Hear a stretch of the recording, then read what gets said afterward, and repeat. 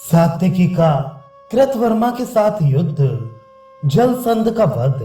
संजय ने कहा, राजन, अब आपने जो बात पूछी थी वह सुनिए। जब कृतवर्मा ने पांडवों की सेना को भगा दिया तो सात्विकी बड़ी फुर्ती से उसके सामने आ गया। कृतवर्मा ने उस पर तीखे बाणों की वर्षा आरंभ कर दी। इस पर सात्विकी ने बड़ी फुर्ती से उस पर एक भल्ल और 4 बाण छोड़े। बाणों से उसके घोड़े नष्ट हो गए तथा भल्ल से धनुष कट गया। फिर उसने अनेकों पैने बाणों से कृतवर्मा के पृष्ठ रक्षक और सारथी को भी घायल कर दिया। इस प्रकार उसे रथहीन करके महावीर सात्विकी ने अपने पहने बाणों से उसकी सेना की नाक में दम कर दिया। उस बाण वर्षा से पीड़ित होकर कृतवर्मा की सेना तितर बितर हो गई। तब सात्विकी आगे बढ़ा और बाणों की वर्षा करता हुआ गज सेना के साथ युद्ध करने लगा। वीरवर सात्विकी के छोड़े हुए वज्र तुल्य बाणों से व्यथित होकर लड़ाके हाथी युद्ध का मैदान छोड़कर भागने लगे। उनके दांत टूट गए, शरीर लहूलुहान हो गया, मस्तक और गंडे स्थल फट गए तथा कान, मुंह और सूंड छिन्न भिन्न हो गए। उनके महावत नष्ट हो गए, पताकाएं कटकर गिर गईं, मर्म स्थल बिंद गए, घंटे टूटकर गिर गए, ध्वजाएं टूट गईं, सवार युद्ध में काम आ गए तथा अंबारियां गिर गईं।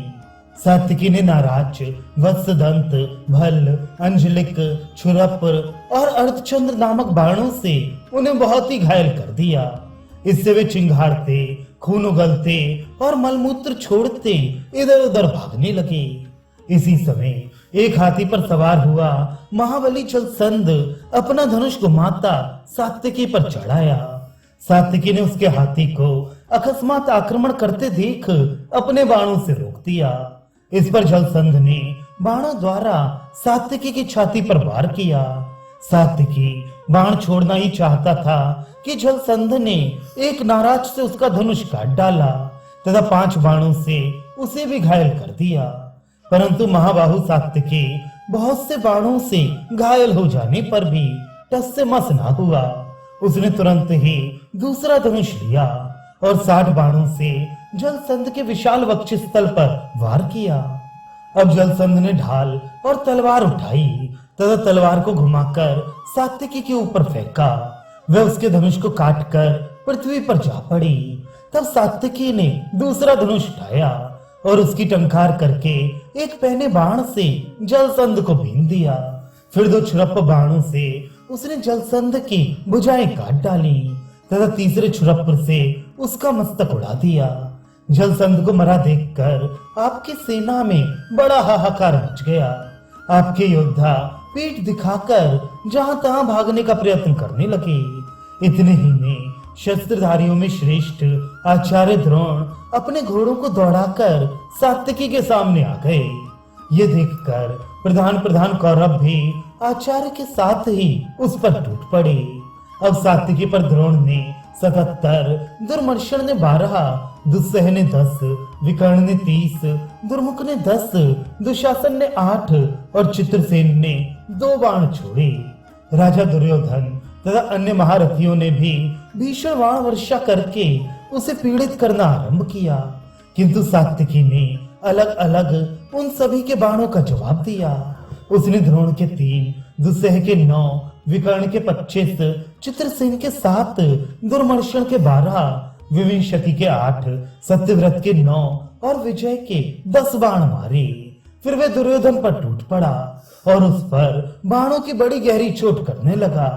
दोनों में तुमुल युद्ध छिड़ गया और दोनों ही ने अपने अपने धनुष संभालकर बाणों की वर्षा करते हुए एक दूसरे को अदृश्य कर दिया।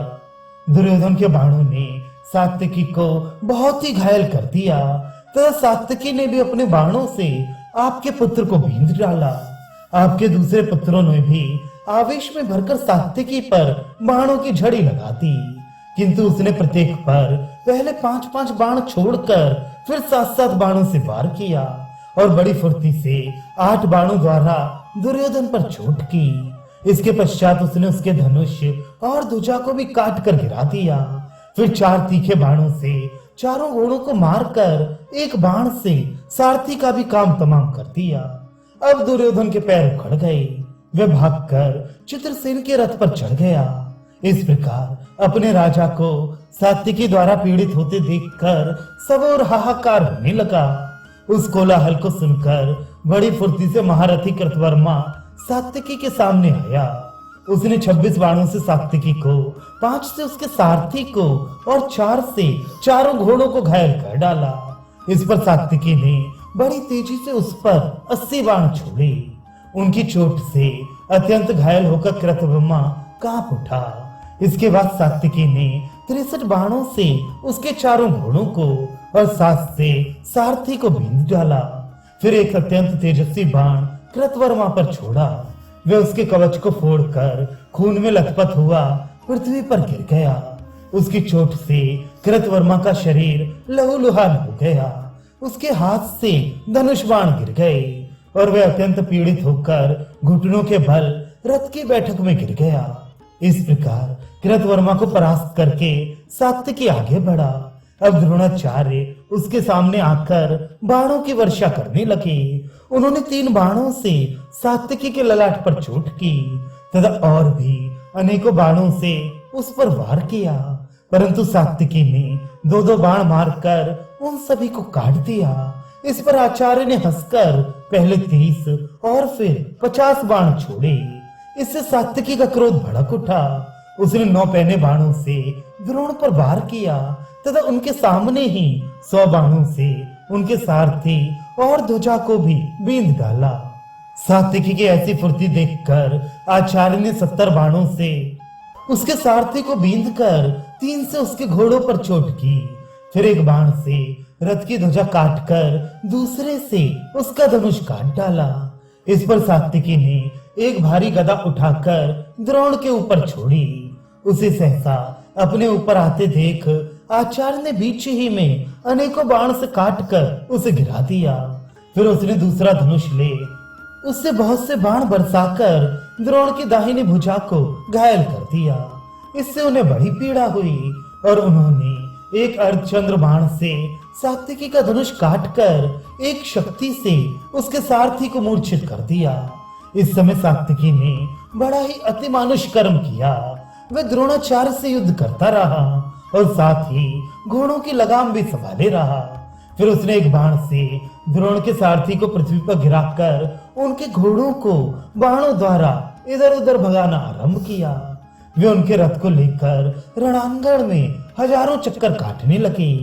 उस समय सभी राजा और राजकुमार कोलाहल मचाने लगे, किंतु सात्विकी के बाणों से व्यथित होकर वे सब भी मैदान छोड़कर भाग गए। इससे आपकी सेना फिर अव्यवस्थित और तितर बितर होने लगी। सात्विकी के बाणों से पीड़ित होकर आचार्य के घोड़े हवा हो गए और उन्होंने फिर उन्हें व्यू के द्वार पर ही लाकर खड़ा कर दिया। आचार्य ने पांडव और पांचालों के प्रयत्न से अपने व्यूह को टूटा हुआ देखकर फिर सात्विकी की ओर जाने का विचार छोड़ दिया और वे पांडव और पांचालों को आगे बढ़ने से रोककर व्यूह की ही रक्षा करने लगे।